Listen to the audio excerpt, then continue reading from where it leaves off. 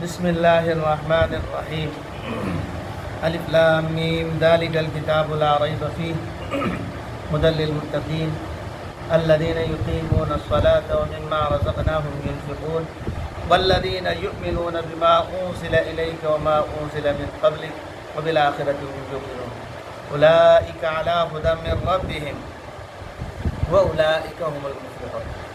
صدق اللہ مولانا العظیم۔ متقین کے اوصاف اللہ تبارک و تعالیٰ نے بیان فرمایا۔ جس شخص کے اندر وہ صفتیں مکمل پائی جائیں گی تو ان لوگوں کے لیے اللہ تبارک و تعالیٰ نے انعام و اکرام رکھا ہے۔ کیا انعام ہے؟ اللہ فرماتے ہیں اولئک علی ھدی من ربہم واولئک ھم المفلحون۔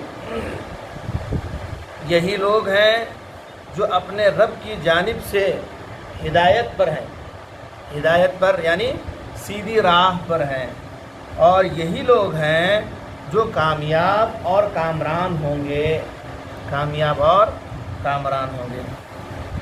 تو یہ اللہ تبارک و تعالیٰ نے پہلے ٹکڑے میں جو ہے ان لوگوں کی یعنی متقی لوگوں کی جو اللہ کے راستے میں خرچ کرتے ہیں اللہ کے دیے ہوئے مال میں سے، اور اسی طریقے سے اللہ کی عبادتیں کرتے ہیں، اور اللہ نے جو قرآن کریم نازل کیا اس پر یقین رکھتے ہیں، عمل کرتے ہیں، اور اللہ نے اس سے پہلے یعنی قرآن کریم سے پہلے جتنی کتابیں نازل کیں ان پر بھی ایمان رکھتے ہیں۔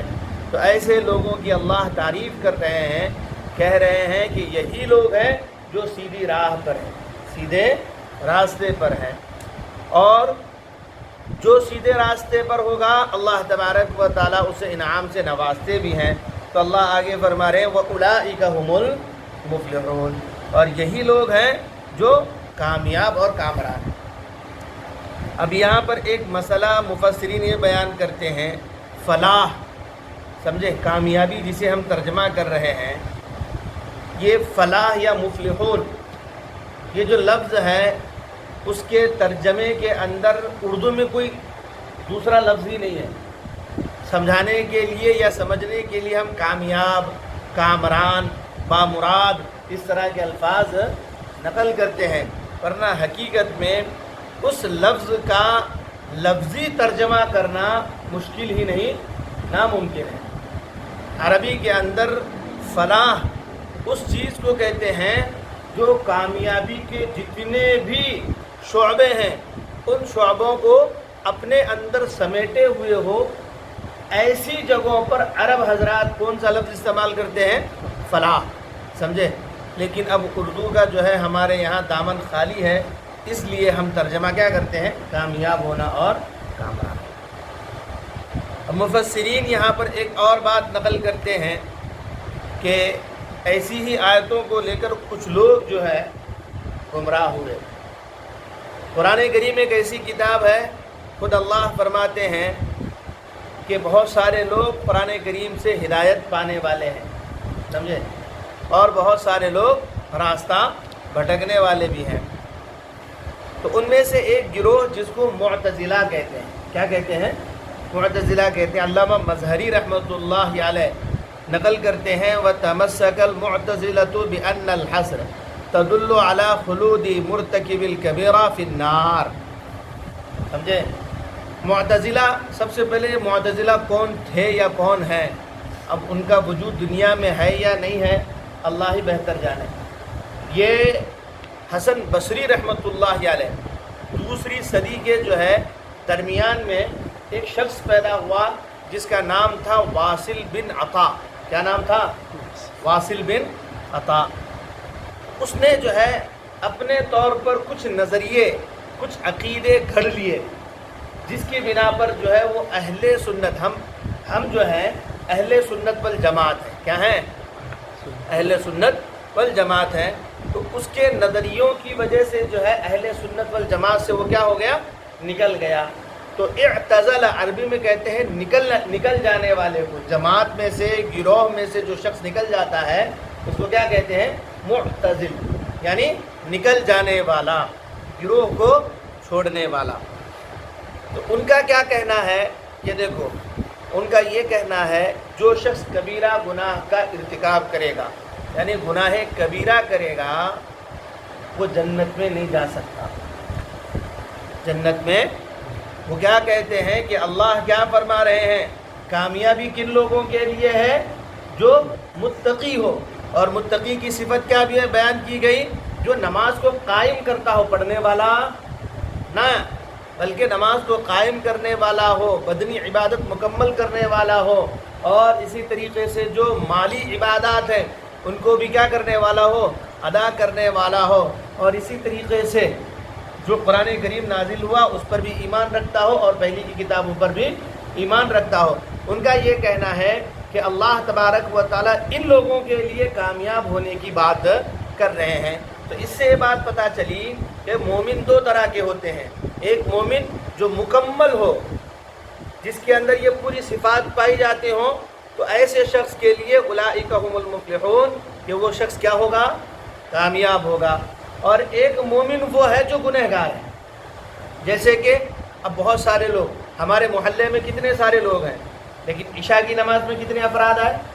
ایک صف ہو گئی ہماری، دوسری صف بھی مکمل نہیں ہوئی۔ اگر پورے لوگ آ جائیں تو پوری نماز کے اندر مسجد بھر جائے۔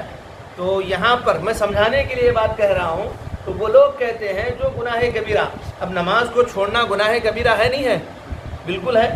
تو گناہ کبیرہ جو کرتا ہے وہ مومن تو رہے گا لیکن جنت میں نہیں جائے گا، ٹھیک ہے؟ جنت میں جانے کے لیے ان کے نزدیک شرط کیا ہے؟ کہ مکمل ایمان والا ہونا، سمجھے؟ اب وہ جنت میں بھی جائے گا نہیں، لیکن جو گناہ کبیرہ کرنے والا ہے اس کو وہ کافر بھی نہیں بولتے۔ مسلمان بھئی یہ مسلمان نہیں رہا ایسا بھی نہیں بولتے، وہ کہتے ہیں کیا ہے؟ اب وہ نہ کافر ہے نہ مومن ہے، اب درمیان میں وہ کوئی اور بن گیا۔ اللہ تبارک و تعالیٰ نہ اس کو جنت میں ڈالیں گے نہ جہنم میں ڈالیں گے، کوئی ایک اور جگہ ذکر کرتے ہیں وہاں پر اللہ تبارک و تعالیٰ اس کو کیا کریں گے؟ رکھیں گے۔ ایک تو یہ بات ہوتی ہے، ٹھیک ہے؟ یہاں پر جو عبارت بیان کی گئی، علامہ مظہری فرماتے ہیں کہ جو کبیرہ گناہ کرنے والا ہے، سمجھے، وہ جہنم میں جائے گا معتزلہ کے نزدیک۔ ایک تو یہ بات، اب وہ جہنم کے اندر جیسا کہ بتایا جا رہا ہے کہ جہنم پوری جو جہنم اس میں نہیں، اس کے بازو میں کوئی جگہ ہے، وہاں پر وہ سزا کے طور پر رہے گا، جنت میں جائے گا، ٹھیک ہے؟ یہ معتزلہ، ان کا یہ جو نظریہ ہے، یہ عقیدہ ہے، یہ بالکل غلط ہے، اور ان کے بہت سارے باطل عقیدے بھی ہیں، سمجھے؟ تو یہاں پر کیا فرماتے ہیں، ہم لوگ اہل سنت والجماعت جو ہمارے اکابرین ہیں، متقدمین یا متاخرین میں سے، وہ حضرات یہ کہتے ہیں کہ ہاں بالکل اولئک هم المفلحون، یہ مکمل فلاح پانے والے وہی شخص ہیں۔ یہاں پر فلاح کو مکمل جو بیان کیا گیا بالکل ٹھیک ہے، لیکن ان کا یہ کہنا کہ جو مکمل فلاح یعنی کہ کیا ہے؟ دیکھو ایمان والا ہے، ہم سمجھاتے ہیں ایمان والا، ایمان جس طرح سے تم مانتے ہو، ایک ایمان یعنی مومن عاصی ہوتا ہے اور ایک مومن کامل ہوتا ہے۔ یعنی عاصی کسے کہتے ہیں؟ گنہگار ایمان والا۔ کون؟ گنہگار ایمان والا، اور ایک ایمان مکمل ایمان والا، ٹھیک ہے؟ تو جو مکمل ایمان والا ہے وہ تو اس کے اندر کیا ہو گیا؟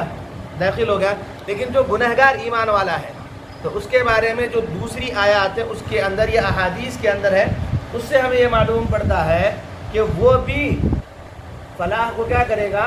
پائے گا۔ ادھورا ایمان ہے، ٹھیک ہے، ادھورا ایمان ہے تو وہ اس کے گناہ کی بنا پر وہ اپنی سزا کیا کرے گا؟ جہنم میں پہلے بھگت لے گا۔ جو بھی گناہ ہوں گے اپنے گناہوں کے بدلے وہ جہنم میں سزا بھگت کر پھر وہ کہاں جانے والا بنے گا؟ جنت میں جانے والا بنے گا۔ یہ کیا ہے؟ ہمارا اور ان کا اختلاف ہے، اور بھی بہت سارے عقائد میں ہمارا اور ان کا اختلاف ہے۔ ایک تو عقیدہ ان کا یہ بھی ہے کہ ان کا یہ کہنا ہے جو پکا مومن ہے، کیا ہے؟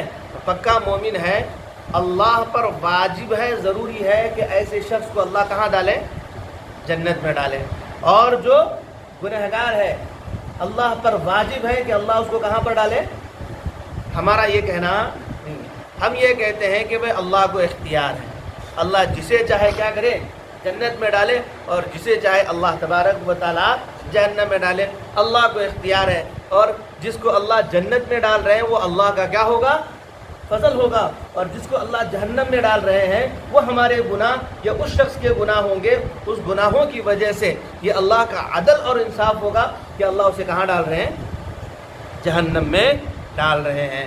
بہرحال تو یہاں تک مومن یعنی متقی کے بارے میں اللہ تبارک و تعالیٰ نے بیان فرمایا کہ وہ متقی یہ لوگ ہیں، ان کے اندر ایسی ایسی صفات پائی جاتی ہیں، اگر ان کے اندر یہ مکمل صفات پائی گئیں تو یہی لوگ کامیاب ہونے والے ہیں اور یہی لوگ سیدھے راستے پر ہیں۔ اب اس کے آگے اللہ تبارک و تعالیٰ، اب متقی کا اپوزٹ کون آتا ہے؟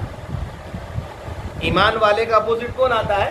کافر آتا ہے۔ تو اس کا جو ہے اللہ تبارک و تعالیٰ ذکر بیان کریں گے کہ بھئی کافر کے اندر بھی الگ الگ طبقے کے لوگ ہوتے ہیں، الگ الگ طبقے کے لوگ ہوتے ہیں۔